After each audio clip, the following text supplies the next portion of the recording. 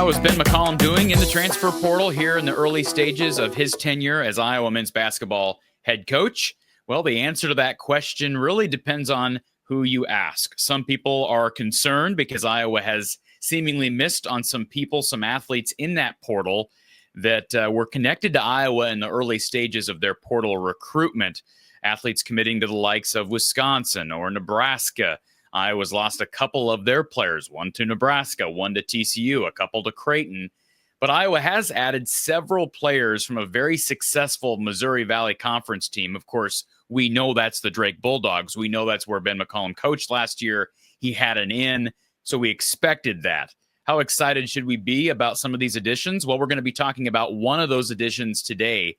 Cam Manyawu, a forward who had transferred in from Wyoming the previous season, has committed and signed with the Iowa Hawkeyes. He'll have 2 years of eligibility remaining. We'll talk about that addition, what he brings to the black and gold in just a minute.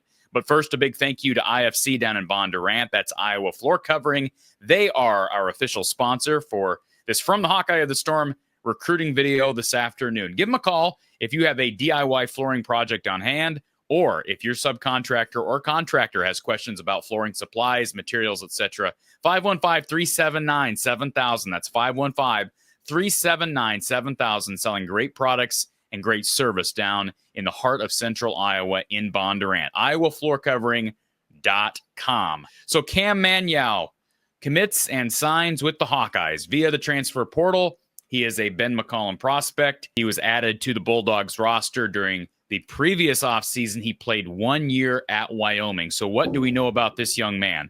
Well, first of all, he is, like a number of these athletes, connected to the Kansas City area. He's originally from Kansas City, graduated from Staley High School, been pretty consistent through 2 years, played a lot as a freshman over at Wyoming. He averaged about 7 points, 7 rebounds per game for the Cowboys, averaged about 7 and 5 for Drake last year, along with 1 assist per game, shoots the ball at a very efficient clip around the basket. He's not going to take many shots from mid-range or beyond. So we'll talk about that in his game in just a second. He's listed at 6'9", 230 pounds. I would say he's an above average athlete. I don't think he's Tyler Cook.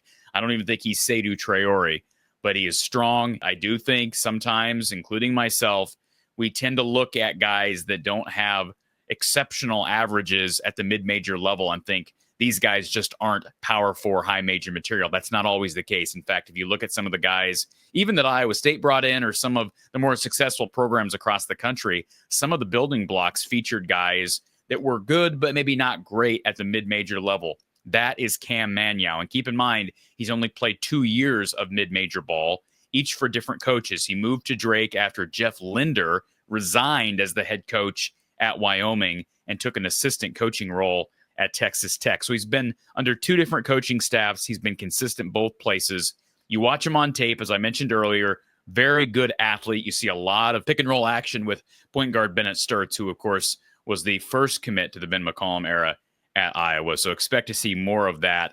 And he is not a guy who's going to take a lot of jump shots. In fact, in going back and kind of combing through some of his highlights, I didn't see a single jump shot. He's going to score around the rim. He doesn't move a lot with the ball in general. He seems to have pretty good footwork. I don't think he's a real high turnover rate guy based on the numbers, at least.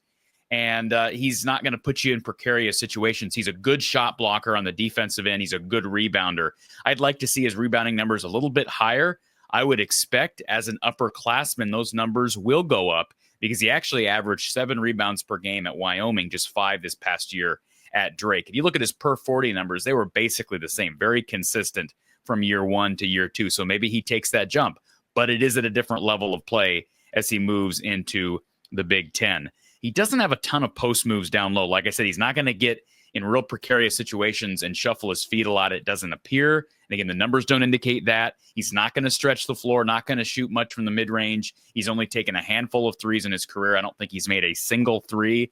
So that is a concern to some extent, right? I mean, without question, Iowa needs some big guys that can shoot the three and can at least stretch the floor from the mid-range, like a Ben Krikke did a couple of years ago. But Ben McCollum is making this team up differently than Fran has. So there's going to be an adjustment period for Hawkeye fans who are used to seeing stretch 4s and 5s like Luka Garza, obviously Generational talent, outlier, but there's an example. Ben Krikke, the Murray twins. Not saying Ben McCollum wouldn't love to have talents like those, but we're going to see a differently laid out team. And some of these early teams for Ben McCollum, hopefully singular early team this coming year, I think is just going to have to win games on the defensive end, barring something extreme happening in the transfer portal, because they have missed on some guys. They had a kid from Lipscomb, good size, could stretch the floor. Sounded like Iowa had a real good shot at landing him. He just committed to Washington, and he shot the three ball really well. He's the type of guy they need.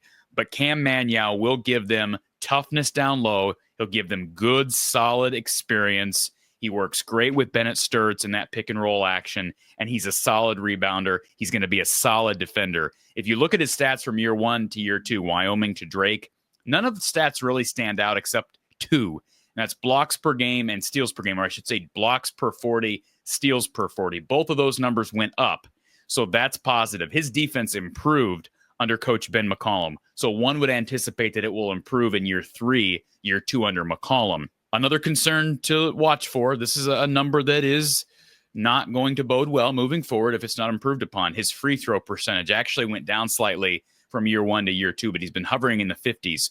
So when you see a player like Cam Manyawu, who has a higher percentage from the field than he does from the free throw line, that's not a good stat. You don't want that stat. So free throws are going to be a concern, because my guess is as he improves his game, offensive game, naturally he's going to get more attempts at the free throw line. He'll want to cash in on those. He started all 35 games last year for Drake, played in 31 games, had 9 starts his freshman year, true freshman year at Wyoming. So here's a kid with plenty of experience, decent enough size, good building block. They need more. Yes, they need a stretch 4/stretch 5, but good building block and partnership there with Bennett Sturts, and somebody that will really help them as it relates to rim protection and just overall toughness and defense. And that's what Iowa fans have wanted for a long time. Now it's the job of Ben McCollum to try to balance this roster makeup out, and he'll try to do that via the transfer portal. And if he can work this 2025 class a little bit, he might make this team into something worth watching, and maybe even an NCAA tournament team in year 1. Hey, he was able to do it at Drake with the talent there in year 1.